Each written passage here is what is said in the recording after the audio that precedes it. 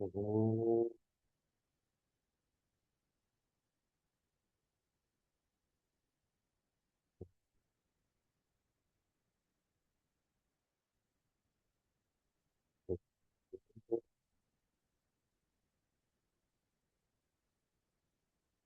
गुरु ब्रह्मा गुरु विष्णु गुरु देवो महेश्वर गुरु साक्षात पर ब्रह्म तस्मै श्री गुरुवे नमः तस्मै श्री गुरुवे नमः।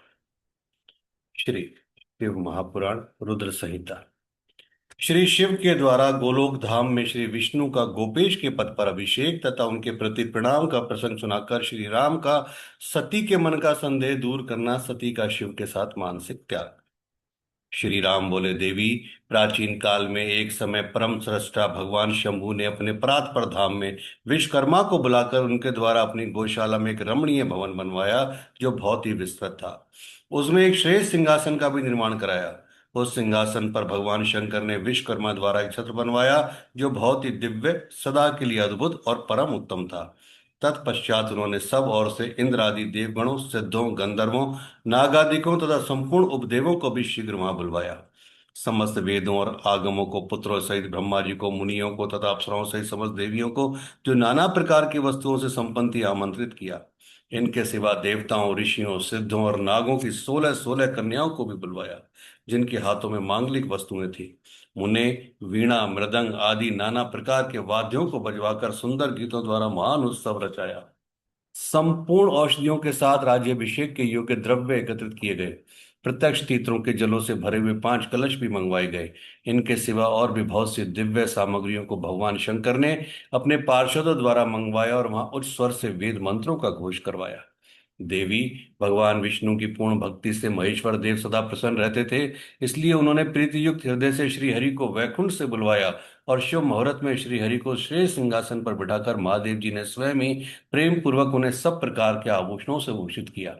उनके मस्तक पर मनोहर मुकुट बांधा गया और उनसे मंगल कौतुक कराए गए। यह सब हो जाने के बाद महेश्वर ने स्वयं ब्रह्मांड मंडप में श्री हरि का अभिषेक किया और उन्हें अपना वह सारा ऐश्वर्य प्रदान किया जो दूसरों के पास नहीं था। तदंतर स्वतंत्र ईश्वर भक्त वत्सल शंभु ने श्री हरि का स्तवन किया और अपनी पराधीनता, भक्त परवशता को सर्वत्र प्रसिद्ध करते हुए वे लोककर्ता ब्रह्मा से इस प्रकार बोले। महेश्वर ने कहा, लोकेश, आज से मेरी आज्ञा के अनुसार ये विष्णु हरि स्वयं मेरे वंदनीय हो गए। इस बात को सभी सुन रहे हैं।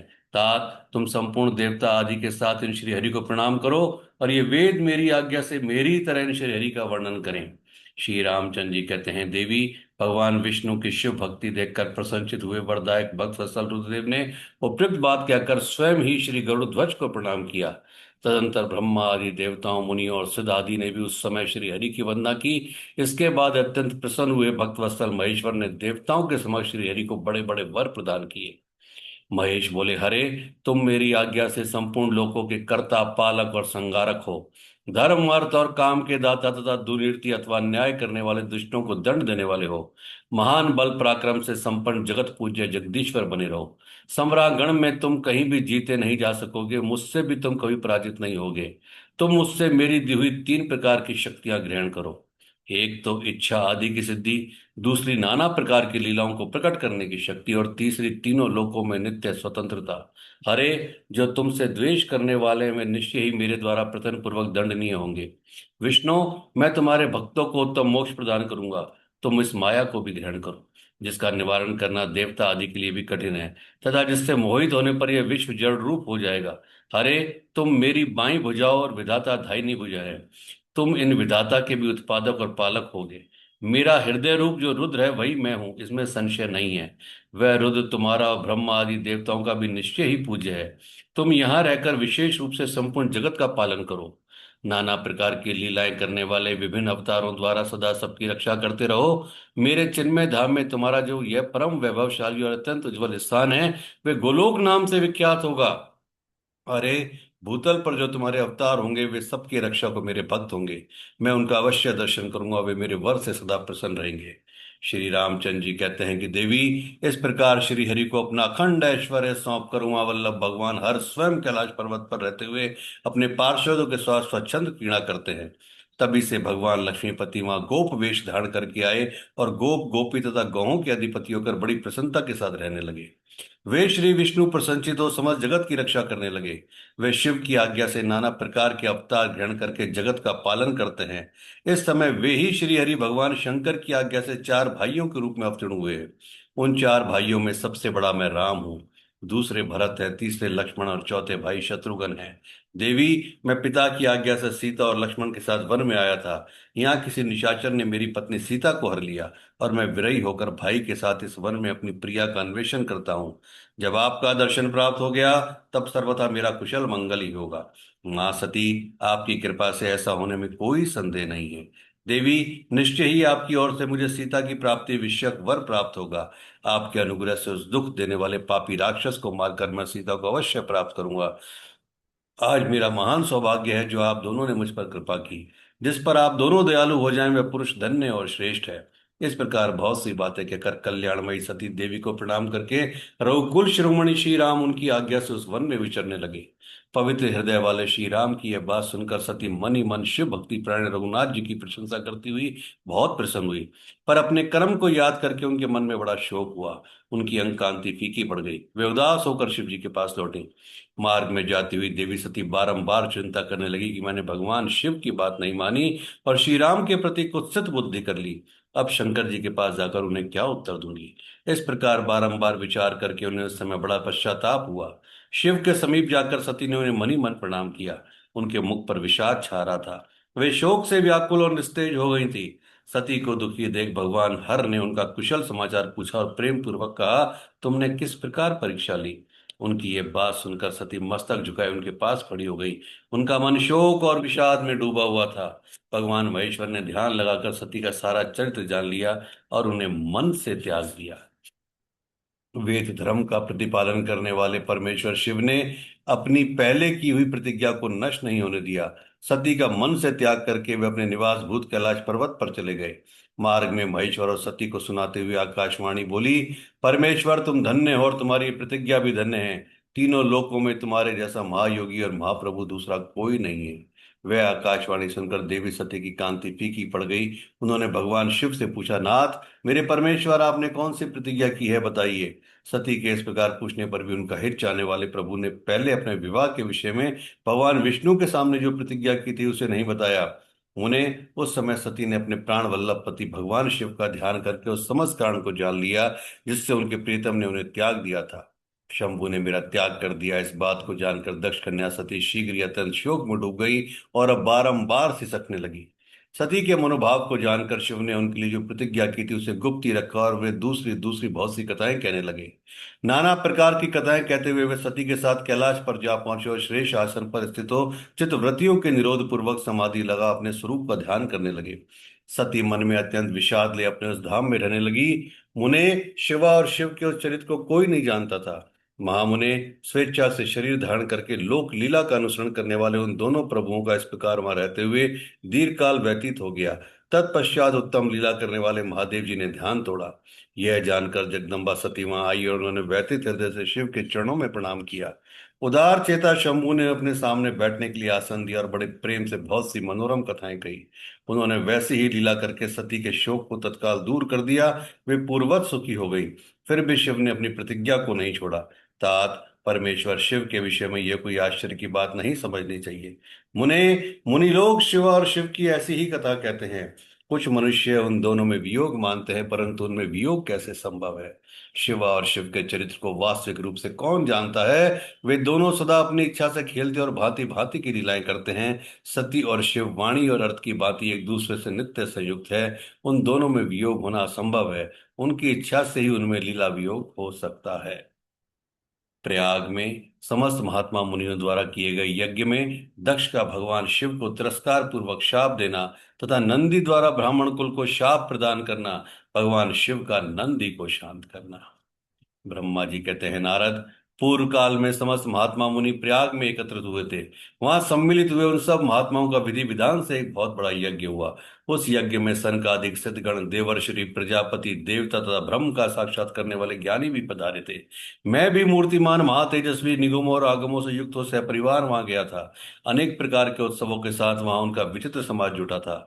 नाना शास्त्रों के संबंध में ज्ञान चर्चा एवं वाद विवाद हो रहे थे। मुने उसी अवसर पर सती तथा पार्षदों के साथ त्रिलोक हितकारी, सृष्टिकर्ता एवं सबके स्वामी भगवान रुद्र भी वहां पहुंचे।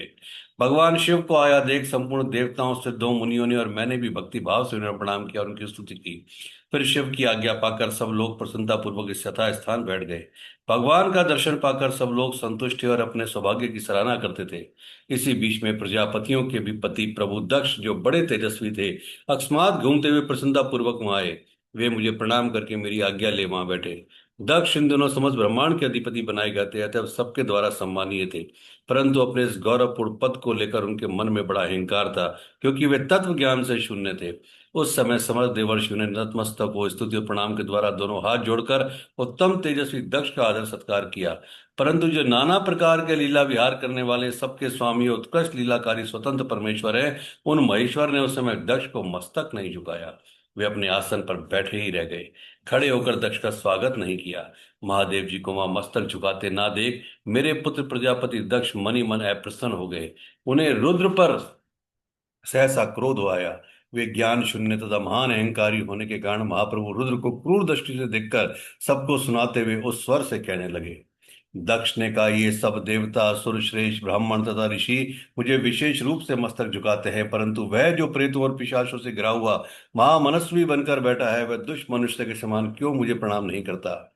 शमशान में निवास करने वाला ये निर्लज्ज जो मुझे इस समय प्रणाम नहीं करता, उसका कारण क्या है। इसके वेदोक्त कर्म लुप्त हो गए हैं। यह भूतों और पिशाचों से सेवित हो मतवाला बना फिरता है और शास्त्रीय विधि की अवहेलना करके नीति मार्ग को सदा कलंकित किया करता है। इसके साथ रहने वाले या इसका अनुसरण करने वाले लोग पाखंडी, दुष्ट, पापाचारिता, ब्राह्मण को देखकर उदंता पूर्वक उसकी निंदा करने वाले होते हैं। यह स्वयं ही स्त्री में आसक्त रहने वाला था, रति कर्म में ही दक्ष है, अतः मैं इसे शाप देने को उद्यत हुआ हूँ। यह रुद्र चारों वर्णों से पृथक और कुरूप है, इसे यज्ञ से बहिष्कृत कर दिया जाए। यह शमशान में निवास करने वाला था, उत्तम कुल और जन्म से हीन है, इसलिए देवताओं के साथ यह यज्ञ में भाग ना पाए। ब्रह्मा जी कहते हैं, नारद दक्ष की कही हुई यह बात सुनकर भृगु बहुत से महर्षि रुद्रदेव को दुष्ट मानकर देवताओं के साथ उनकी निंदा करने लगे। दक्ष की बात सुनकर नंदी को बड़ा रोष हुआ। उनके नेत्र चंचल हो उठे और वे दक्ष को शाप देने के विचार से तुरंत इस प्रकार बोले। नंदीश्वर बोले, अरे महामूढ़, दुष्ट बुद्धि शठ दक्ष, तूने मेरे स्वामी महेश्वर को यज्ञ से बहिष्कृत क्यों कर दिया। जिनके स्मरण मात्र से यज्ञ सफल और तीर्थ पवित्र हो जाते हैं, उन्हीं महादेव जी को तूने शाप कैसे दे दिया। दुबुद्धि दक्ष, तूने ब्राह्मण जाति की चपलता से प्रेरित उन रुद्रदेव को व्यर्थ ही शाप दे डाला है। महाप्रभु रुद्र सर्वथा निर्दोष हैं, तथापि तूने व्यर्थ ही उनका उपवास किया है। ब्राह्मण धाम, जिन्होंने इस जगत की सृष्टि की, जो इसका पालन करते हैं, अंत में जिनके द्वारा इसका संहार होगा, उन्हीं इन महेश्वर रूप को तूने शाप कैसे दे दिया।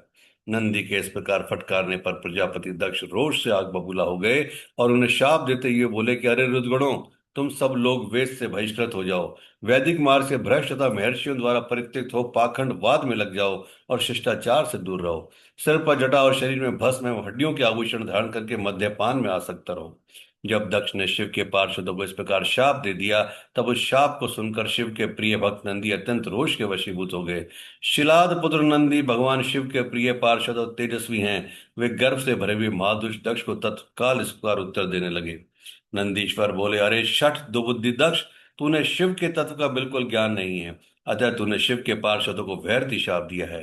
अहंकारी दक्ष, जिनके चित्त में दुष्टता भरी, उन भृगु आदि ने भी ब्राह्मणत्व के अभिमान में आकर महाप्रभु महेश्वर का उपवास किया है। अतः यहाँ जो भगवान रुद्र से विमुक्त जैसे दुष्ट ब्राह्मण विद्यमान है, उनको मैं रुद्र तेज के प्रभाव से ही शाप दे रहा हूँ। तो जैसे ब्राह्मण कर्म फल के प्रशंसक वेदवाद में फंसकर वेद के तत्व ज्ञान से शून्य हो जाए, वे ब्राह्मण सदा भोगों में तन्मय रहकर स्वर्ग को ही सबसे बड़ा पुरुषार्थ मानते हुए स्वर्ग से बढ़कर दूसरी कोई वस्तु नहीं है ऐसा कहते रहें तथा क्रोध, लोभ और मद से युक्त निर्लज भिक्षुक बने रहें। कितने ही ब्राह्मण वेद मार्ग को सामने रखकर शूद्रों का यज्ञ कराने वाले और दरिद्र होंगे, सदा दान लेने में ही लगे रहेंगे। दूषित दान ग्रहण करने के कारण वे सब के सब नरकगामी होंगे। दक्ष, उनमें से कुछ ब्राह्मण तो ब्रह्म राक्षस भी होंगे। जो परमेश्वर शिव को सामान्य देवता समझकर उनसे द्रोह करता है, वह दुष्ट बुद्धि वाला प्रजापति दक्ष तत्व ज्ञान से विमुख हो जाए। यह विषय सुख की इच्छा से कामना रूपी कपट से युक्त धर्म वाले गृहस्थ आश्रम में आसक्त रहकर कर्मकांड का तथा कर्म फल की प्रशंसा करने वाले सनातन वेदवाद का ही विस्तार करता रहे। इसका आनंददायी मुख नष्ट हो जाए, यह आत्मज्ञान को भूलकर पशु के समान हो जाए तथा यह दक्ष कर्म भ्रष्ट और शीघ्र ही बकरे के मुख से युक्त हो जाए। इस प्रकार कुपित हुए नंदी ने जब ब्राह्मणों को और दक्ष ने महादेव जी को शाप दिया, तब वहां महान हाहाकार मच गया। नारद, मैं वेदों का प्रतिपादक होने के कारण शिव तत्व को जानता हूँ, इसलिए दक्ष का वह शाप सुनकर मैंने बारंबार उसकी तथा भृगु आदि ब्राह्मणों की भी निंदा की। सदाशिव महादेव जी भी नंदी की वह बात सुनकर हंसते हुए से मधुर वाणी में बोले। वे नंदी को समझाने लगे। सदाशिव ने कहा, नंदिन, मेरी बात सुनो, तुम तो परम ज्ञानी हो, तुम्हें क्रोध नहीं करना चाहिए। तुमने भ्रम से यह समझकर ही मुझे शाप दिया गया, व्यर्थी ब्राह्मण कुल को शाप दे डाला। वास्तव में मुझे किसी का शाप छू ही नहीं सकता था। तुम्हें उत्तेजित नहीं होना चाहिए। वेद मंत्राक्षर में और सूक्त में है, उसके प्रत्येक सूक्त में समस्त देहधारों की आत्मा परमात्मा प्रतिष्ठित है। अतः उन मंत्रों के ज्ञाता नित्य आत्मवेता है, इसलिए तुम रोषवश उन्हें शाप ना दो। किसी की बुद्धि कितनी ही दूषित क्यों ना हो, वह कभी वेदों को शाप नहीं दे सकता। इस समय मुझे शाप नहीं मिला है, इस बात को तुम्हें ठीक ठाक समझना चाहिए। महामते, तुम सनकादि सिद्धों को भी तत्व ज्ञान का उपदेश देने वाले हो, अतः शांत हो जाओ। मैं ही यज्ञ हूँ, मैं ही यज्ञ कर्म हूँ, यज्ञों के अंगभूत समस्त उपकरण भी मैं ही हूँ। यज्ञ की आत्मा मैं हूँ, यज्ञ प्राण यजमान भी मैं हूँ, और यज्ञ से बहिष्कृत भी मैं ही हूँ। यह कौन, तुम कौन और ये कौन? वास्तव में ये सब मैं ही हूँ। तुम अपनी बुद्धि से इस बात का विचार करो। तुमने ब्राह्मणों को व्यर्थ ही शाप दिया है। महामते नंदिन, तुम तत्व ज्ञान के द्वारा प्रपंच रचना का बाध करके आत्मनिष्ठ ज्ञानी एवं क्रोध आदि से शून्य हो जाओ। ब्रह्मा जी कहते हैं, नारद, भगवान शंभु के इस प्रकार समझाने पर नंदिकेश्वर विवेक परायण हो क्रोध रहित एवं शांत हो गए। भगवान शिव भी अपने प्राण प्रिय पार्षद नंदी को शीघ्र ही तत्व का बोध कराकर प्रमथ गणों के साथ वहां से प्रसन्नता पूर्वक अपने स्थान को चल दिए। इधर रोषावेश से युक्त दक्ष भी ब्राह्मणों से घिरे हुए अपने स्थान को लौट गए, परंतु उनका चित्त शिवद्रोह में ही तत्पर था। उस समय रुद्र को शाप दिए जाने की घटना का स्मरण करके दक्ष सदा मान रोष से भरे रहते थे। उनकी बुद्धि पर मूर्छा छा गई थी। वे शिव के प्रति श्रद्धा को त्याग कर शिव पूजकों की निंदा करने लगे। तात नारद, इस प्रकार परमात्मा शंभु के साथ दुर्व्यवहार करके दक्ष ने अपनी जिस दुष्ट बुद्धि का परिचय दिया, वह मैंने तुम्हें बता दी। अब तुम उनकी पराकाष्ठा को पहुंची हुई दुबुद्धि का वृतांत सुनो, मैं बता रहा हूं। दक्ष के द्वारा महान यज्ञ का आयोजन, उसमें ब्रह्मा विष्णु देवताओं और ऋषियों का आगमन, दक्ष द्वारा सबका सत्कार यज्ञ का आरंभ, दधीचि द्वारा भगवान शिव को बुलाने का अनुरोध और दक्ष के विरोध करने पर शिव भक्तों का वहां से निकल जाना। ब्रह्मा जी कहते हैं, नारद, एक समय दक्ष ने एक बहुत बड़े यज्ञ का आरंभ किया। उस यज्ञ की दीक्षा लेकर उन्होंने उस समय समस्त देवर्षियों महर्षियों तथा देवताओं को बुलाया। वे सभी उस यज्ञ में पधारे। अगस्त्य, कश्यप, अत्रि, वामदेव, भृगु, दधीचि, भगवान व्यास, भारद्वाज, गौतम, पैल, पाराशर, गर्ग, भार्गव, ककुश, सित, सुमंतु, त्रिक, कंक और वैनशंपायन, ये तथा दूसरे बहुसंख्यक मुनि अपने स्त्री पुत्रों को साथ ले मेरे पुत्र दक्ष के यज्ञ में हर्षपूर्वक सम्मिलित हुए थे। इनके सिवा समस्त देवगण, महान अभ्युदयशाली लोकपाल गण और सभी उपदेवता अपनी उपकारक सैन्य शक्ति के साथ वहां पधारे थे। दक्ष ने प्रार्थना करके सदल बल मुझ विश्वस्रष्टा ब्रह्मा को भी सत्य लोक से बुलवाया था। इसी तरह भांति भांति से सादर प्रार्थना करके वैकुंठ लोक से भगवान विष्णु भी उस यज्ञ में बुलाए गए थे। शिवद्रोही दुरात्मा दक्ष ने उन सबका सत्कार किया। विश्वकर्मा ने अत्यंत दीप्तिमान विशाल और बहुमूल्य दिव्य भवन बनाए थे।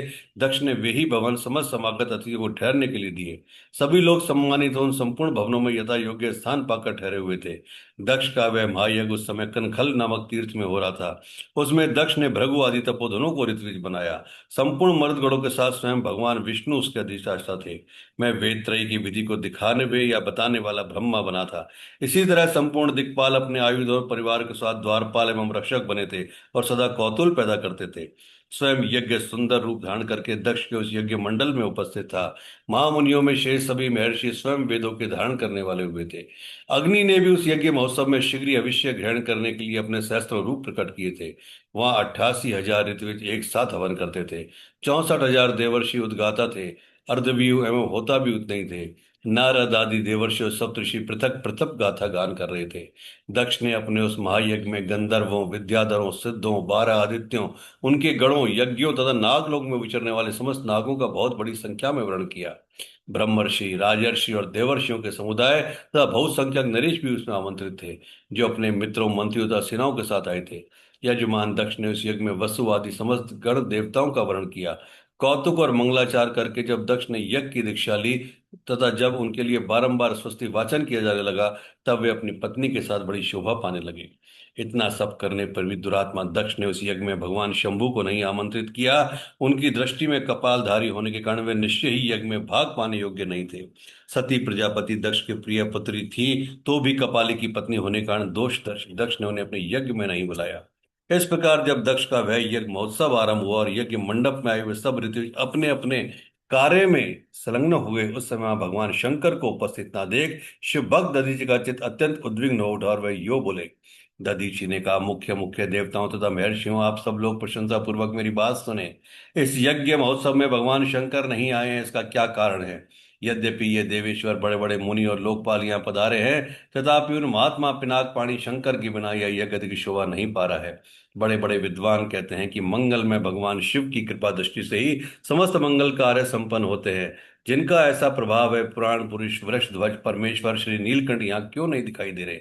दक्ष, जिनके संपर्क में आने पर अथवा जिनके स्वीकार कर लेने पर अमंगल भी मंगल हो जाते हैं, तथा जिनके 15 नेत्रों से देखे जाने पर बड़े बड़े नगर तत्काल मंगल में हो जाते हैं, उनका इस यज्ञ में पदार्पण होना अत्यंत आवश्यक है।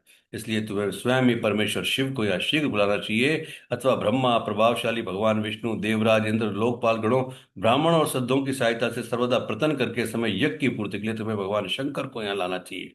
आप सब लोग उस स्थान पर जाएं जहाँ महेश्वर देव विराजमान है, वहां से दक्ष नंदिनी सती के साथ भगवान शंभु को तुरंत यहाँ ले आए। देवेश्वरों, जगदम्बा सहित वे परमात्मा शिव यदि यहाँ आ गए तो उनसे सब कुछ पवित्र हो जाएगा। उनके स्मरण से, उनके नाम लेने से सारा कार्य पुण्य में बन जाता है।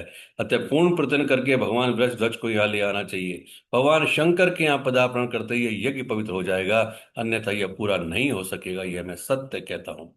दधीचि का ये वचन सुनकर दुष्ट बुद्धि वाले मूढ़ दक्ष ने हंसते हुए से रोष पूर्वक कहा कि भगवान विष्णु संपूर्ण देवताओं के मूल हैं, जिनमें सनातन धर्म प्रतिष्ठित है। जब इनको मैंने सादर बुला लिया है, तब इस यज्ञ कर्म में क्या कमी हो सकती है? जिनमें वेद, यज्ञ और नाना प्रकार के समस्त कर्म प्रतिष्ठित हैं, वे भगवान विष्णु तो यहाँ आ ही गए हैं। इनके सिवा सत्य लोक से लोक पितामह ब्रह्मा वेदों, उपनिषदों और विविध आगमों के साथ यहाँ पधारे हैं। देवगणों के साथ स्वयं देवराज इंद्र का भी शुभागमन हुआ है, तथा आप जैसे निष्पाप महर्षि भी यहाँ आ गए हैं। जो जो महर्षि यज्ञ में सम्मिलित होने के योग्य, शांत और सुपात्र हैं, वेद और वेदार्थ के तत्व को जानने वाले हैं और दृढ़ता पूर्वक व्रत का पालन करते हैं, वे सब और स्वयं आप भी जब यहाँ पदार्पण कर चुके हैं, तब हमें यह रुद्र से क्या प्रयोजन है?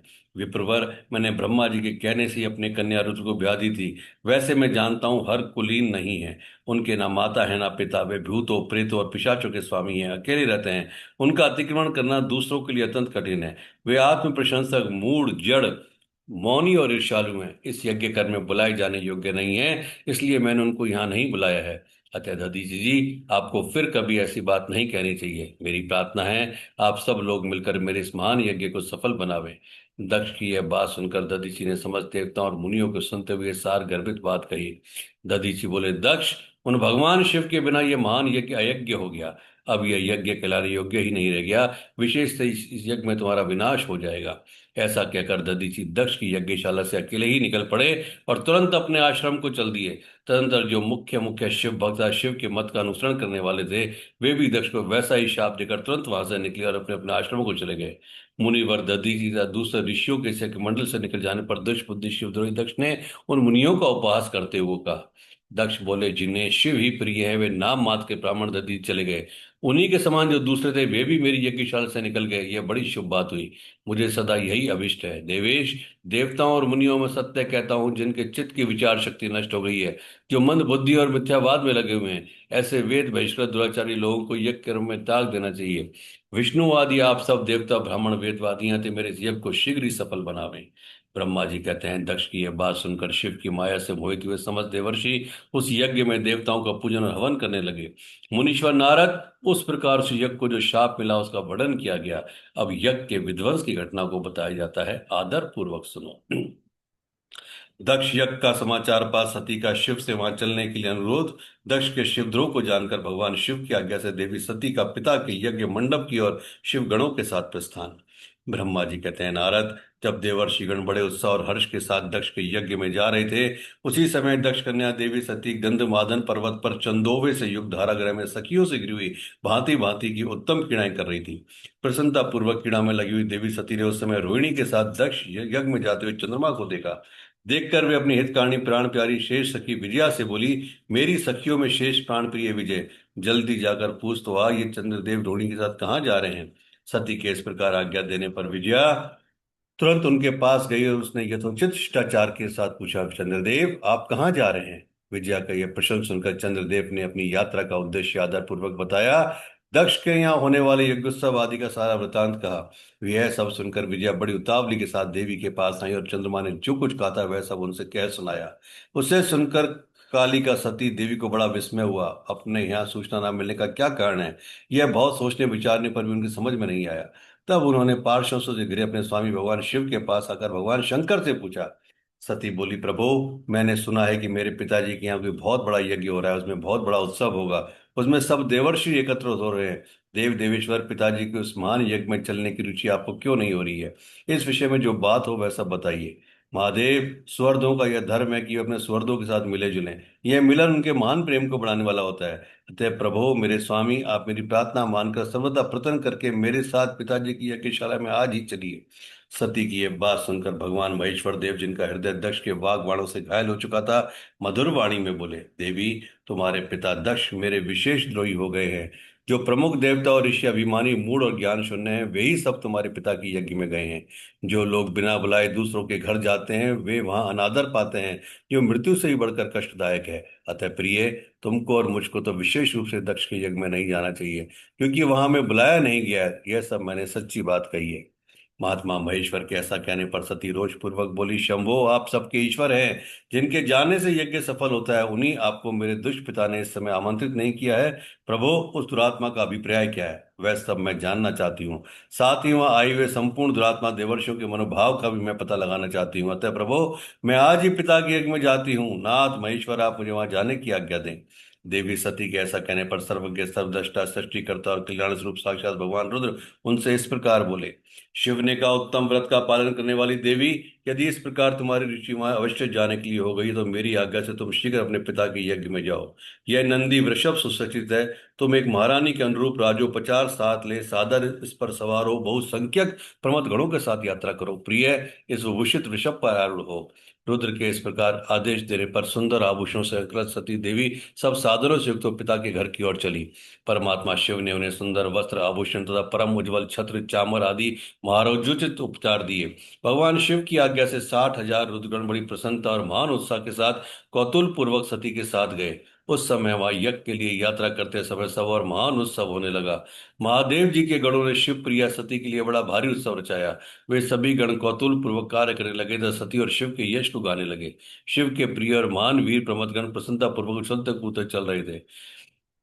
जगदम्बा के यात्रा काल में सब प्रकार से बड़ी भारी शोभा हो रही थी। उस समय जो सुखद जय जयकार आदि का शब्द प्रकट हुआ, उससे तीनों लोग गूंज उठे।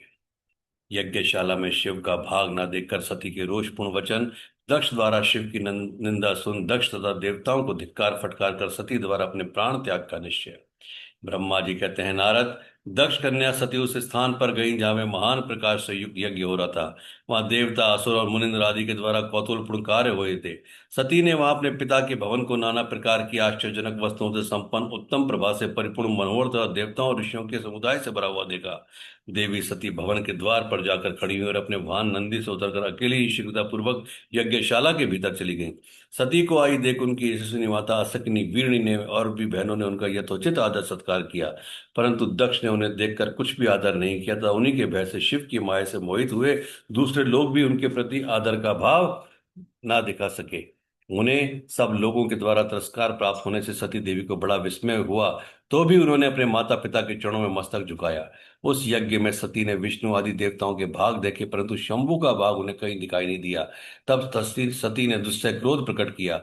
वे अपमानित होने पर भी रोष से भरकर सब लोगों की ओर क्रूर दृष्टि से देखती और दक्ष को जलाती हुई से बोली। सती ने कहा, प्रजापते, आपने परम मंगलकारी भगवान शिव को इस यज्ञ में क्यों नहीं बुलाया, जिनके द्वारा यह संपूर्ण चराचर जगत पवित्र होता है, जो स्वयं ही यज्ञ यज्ञ वेताओं में श्रेष्ठ, यज्ञ के अंग, यज्ञ की दक्षिणा और यज्ञ करता यजमान है। उन भगवान शिव के बिना यज्ञ की सिद्धि कैसे हो सकती है। अहो, जिनके स्मरण करने वहां से सब कुछ पवित्र हो जाता है, उन्हीं के बिना किया हुआ यह सारा यज्ञ पवित्र हो जाएगा। द्रव्य मंत्र आदि हव्य और कव्य ये सब जिनके स्वरूप हैं, उन्हीं भगवान शिव के बिना इस यज्ञ का आरंभ कैसे किया गया। क्या आपने भगवान शिव को सामान्य देवता समझकर उनका अनादर किया है। आज आपकी बुद्धि भ्रष्ट हो गई, इसलिए आप पिता होकर भी मुझे अधम जांच रहे हैं। अरे, ये विष्णु ब्रह्मा आदि देवता तथा मुनि अपने प्रभु भगवान शिव के आए बिना इस यज्ञ में कैसे चले आए। ऐसा कहने के बाद शिव स्वरूपा परमेश्वरी सती ने भगवान विष्णु ब्रह्मा इंद्र आदि सब देवताओं को तथा समस्त ऋषियों को बड़े बड़े शब्दों में फटकारा। ब्रह्मा जी कहते हैं, नारद, इस प्रकार क्रोध से भरी हुई जगदम्बा सती ने वहां व्यथित हृदय से अनेक प्रकार की बातें कही। श्री विष्णु आदि समस्त देवता और मुनि जो वहां उपस्थित थे, सती की बात सुनकर चुप रह गए। अपनी पुत्री के वैसे वचन सुनकर कुपित हुए दक्ष ने सती की ओर क्रूर दृष्टि से देखा और इस प्रकार कहा। दक्ष बोले, भद्रे, तुम्हारे बहुत कहने से क्या लाभ, इस समय यहाँ तुम्हारा कोई काम नहीं है, तुम जाओ या ठहरो, यह तुम्हारी इच्छा पर निर्भर है। तुम यहाँ आई ही क्यों। समस्त विद्वान जानते हैं कि तुम्हारे पति शिव अमंगल रूप हैं। वो कुलीन भी नहीं है, वेद से बहिष्कृत है और भूतों प्रेतों तथा पिशाचों के स्वामी हैं। वे बहुत ही कुवेश धारण किए रहते हैं, इसलिए रुद्र को इस यज्ञ के लिए नहीं बुलाया गया। बेटी, मैं रुद्र को अच्छी तरह जानता हूँ, अतः जान पूछकर ही मैंने देवर्षियों की सभा में उनको आमंत्रित नहीं किया। रुद्र को शास्त्र के अर्थ का ज्ञान नहीं है, वे उद्दंड और दुरात्मा है। मुझ मूढ़ पापी ने ब्रह्मा जी के कहने से उनके साथ तुम्हारा विवाह कर दिया था। अतः शुचि स्मृति, तुम क्रोध छोड़कर स्वस्थ हो जाओ। इस यज्ञ में तुम आई गई हो तो स्वयं अपना भाग या दहेज ग्रहण करो। दक्ष के ऐसा कहने पर उनकी त्रिभुवन पूजिता पुत्री सती ने शिव की निंदा करने वाले अपने पिता की ओर जब दृष्टिपात किया, तब उनका रोष और भी बढ़ गया। वे मन ही मन सोचने लगी कि अब मैं शंकर जी के पास कैसे जाऊंगी। यदि शंकर जी के दर्शन की इच्छा से वहां गई और उन्होंने यहाँ का समाचार पूछा तो मैं उन्हें क्या उत्तर दूंगी। तदनंतर तीनों लोगों की जननी सती रोषावेश से युक्त तो लंबी सांस खींचती हुई अपने दुष्ट हृदय पिता दक्ष से बोली। सती ने कहा, जो महादेव जी की निंदा करता है अथवा जो उनकी होती हुई निंदा को सुनता है, वे दोनों तब तक नरक में पड़े रहते हैं जब तक चंद्रमा और सूर्य विद्यमान है। अर्थात मैं अपने शरीर को त्याग दूंगी, जलती आग में प्रवेश कर जाऊंगी। अपने स्वामी का अनादर सुनकर अब मुझे अपने जीवन की रक्षा से क्या प्रयोजन। यदि कोई समर्थ हो तो वह स्वयं विशेष यत्न करके शंभु की निंदा करने वाले पुरुष की जीभ को बलपूर्वक काट डाले, तभी वह शिव निंदा श्रवण के पाप से शुद्ध हो सकता है, इसमें संशय नहीं है।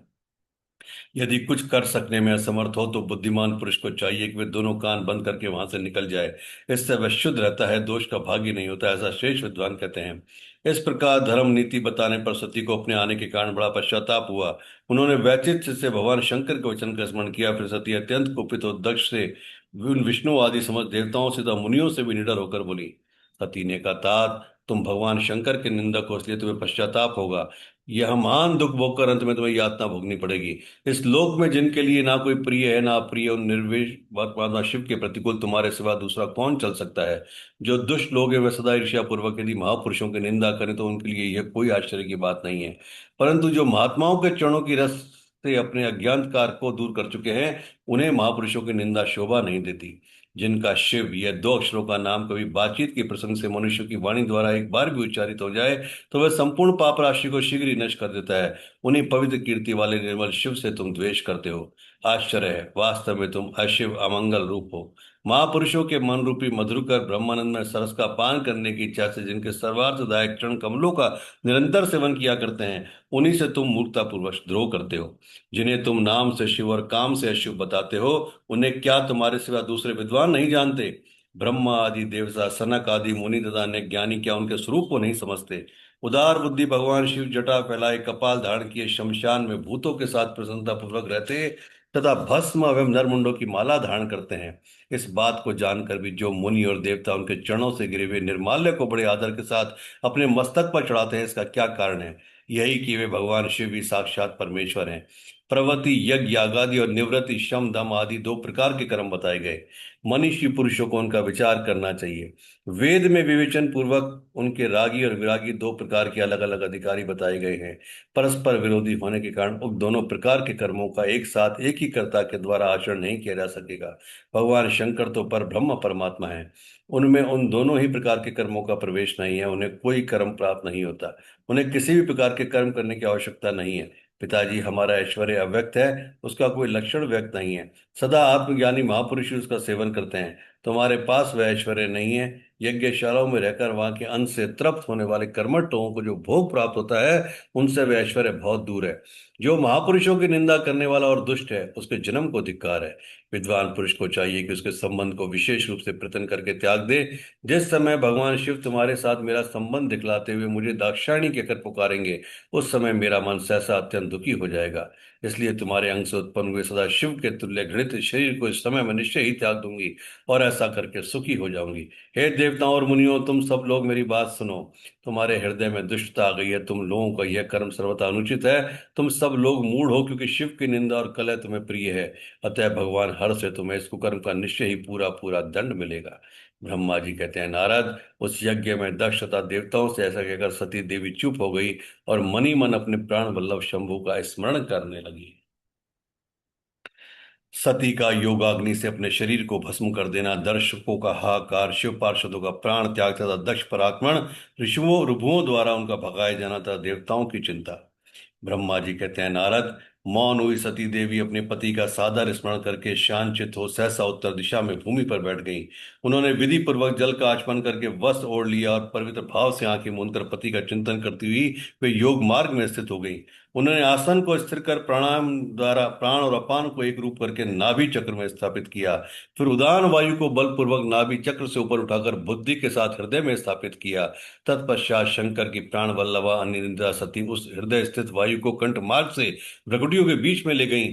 इस प्रकार दक्ष पर कुपित हो सहसा अपने शरीर को त्यागने की इच्छा से सती ने अपने संपूर्ण अंगों में योग मार्ग के अनुसार वायु और अग्नि की धारणा की।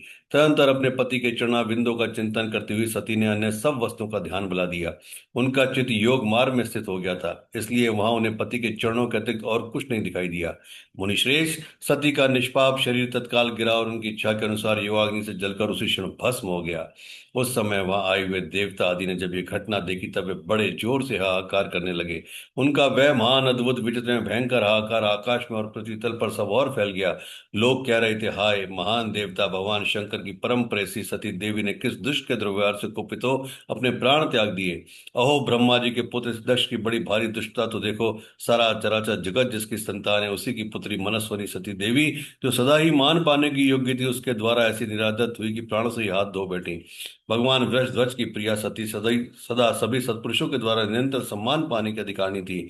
वास्तव में उसका हृदय बड़ा ही ऐश्वर्यमयी है। वह प्रजापति दक्ष ब्राह्मण द्रोही है, इसलिए सारे संसार में उसे महान अपयश प्राप्त होगा। उसकी अपनी पुत्री उसी के अपराध से जब प्राण त्याग करके उड़ने को उद्यत हो गई, तब भी उस महान नरक भोगी शंकर द्रोही ने उसे रोका तक नहीं। जिस समय सब लोग ऐसा कह रहे थे, उसी समय शिव जी के पार्षद सती का यह अद्भुत प्राण त्याग देख तुरंत ही क्रोधपूर्वक अश्वशस्त्र ले दक्ष को मारने के लिए उठ खड़े हुए। यज्ञ मंडप के द्वार पर खड़े हुए भगवान शंकर के समस्त 60,000 पार्षद, जो बड़े भारी बलवान थे, अत्यंत रोष से भर गए और हमें धिक्कार है ऐसा कहते हुए भगवान शंकर के गणों के वे सभी वीर युद्धपति बारंबार उस स्वर से हाहाकार करने लगे।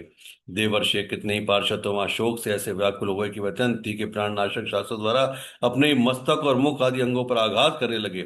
इस प्रकार 20,000 पार्षद उस समय दक्ष कन्या सती के साथ ही नष्ट हो गए। वह एक अद्भुत सी बात हुई। नष्ट होने से बचे हुए महात्मा शंकर के वे प्रमथगण क्रोधयुक्त दक्ष को मारने के लिए अधिक अधिक हथियार लेकर उठ खड़े हुए। उन्हें उन आक्रमणकारी पार्षदों का वेग देखकर भगवान भृगु ने यज्ञ में विघ्न डालने वालों का नाश करने के लिए नियत अपहता असुरा रक्षासी वेद शिदय इस यजुर्मन से दक्षिणाग्नि में आहुति दी। भृगु के आहुति देते ही यज्ञ कुंड से ऋषभ नामक सहस्त्रों महान देवता, जो बड़े प्रबल वीर थे, वह प्रकट हो गए। मुनीश्वर उन सबके हाथ में जलती हुई लकड़ियां थी। उनके साथ प्रमथ गणों का अत्यंत विकट युद्ध हुआ, जो सुनने वालों के भी रोंगटे खड़े कर देने वाला था। उन ब्रह्म तेज से संपन्न महावीर ऋषियों को सब ओर से ऐसी मार पड़ी, जिससे प्रमथ गण बिना अधिक प्रयास के भाग खड़े हुए। इस प्रकार उन देवताओं ने उन शिव गणों को तुरंत मार भगाया। यह अद्भुत सी घटना भगवान शिव की महाशक्तिमती इच्छा से हुई। यह सब देखकर ऋषि, इंद्र आदि देवता, मरुदगण, विश्वदेव, अश्वनी कुमार और लोकपाल चुप रहे। कोई सब ओर से आकर वहां भगवान विष्णु से प्रार्थना करते थे कि इस तरह विघ्न टल जाए। वे उद्विग्न हो बारंबार विघ्न निवारण के लिए आपस में सलाह करने लगे। पर मत गणों के नाश होने और भगाए जाने से जो भावी परिणाम होने वाला था उसका भली भांति विचार करके उत्तम बुद्धि वाले श्री विष्णु आदि देवता अत्यंत उद्विग्न हो रहे थे। मुने इस प्रकार दुरात्मा शंकर द्रोहित ब्रह्म बंधु दक्ष के युग में उस समय बड़ा भारी विघ्न उपस्थित हो गया। ओम नमः शिवाय। ओम नमः शिवाय। ओम नमः शिवाय। शिव नमः शिवाय। शिव शिव शिव शिव शिव शिव शिव शिव आदि अनंत शिव योगी महादेव योगी महादेव महाबली महादेव आदि अनंत शिव। ओम नमः शिवाय। ओम नमः शिवाय। ओम नमः शिवाय।